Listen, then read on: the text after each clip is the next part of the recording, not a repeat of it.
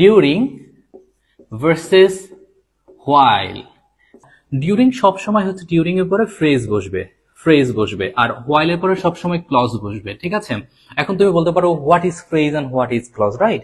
So phrase মানে হচ্ছে যেখানে তোমার ফাইনাইট ভার্ব থাকবে না, মানে হচ্ছে ভার্বের প্রেজেন্ট ফর্ম ভার্বের পাস্ট ফর্ম থাকবে না। আর ক্লজ হচ্ছে যেখানে ভার্বের প্রেজেন্ট ফর্ম ভার্বের পাস্ট ফর্ম থাকবে। তার মানে কি বুঝলাম? হোয়াইল তখনই বসবে যখন তারপরে আমি কি দেখবো, ভার্বের প্রেজেন্ট ফর্ম পাস্ট ফর্ম দেখতে পারবো, মানে কোন একটা ক্লজ দেখবো। আর ডিউরিং তখনই বসবে যখন একটা ফ্রেজ দেখবো। We went to CTG dash on holiday.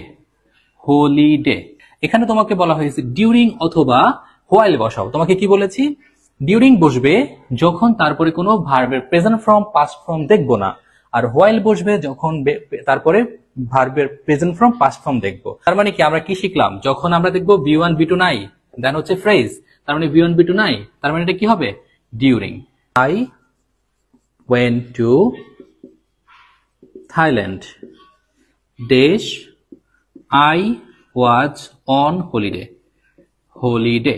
So এখানে দেখো ড্যাশের পরে কি আছে? একটা ভার্বের V1 আছে। যখন V1 V2 পাইছি ক্লজ, তার মানে আমি বসাবো হোয়াইল।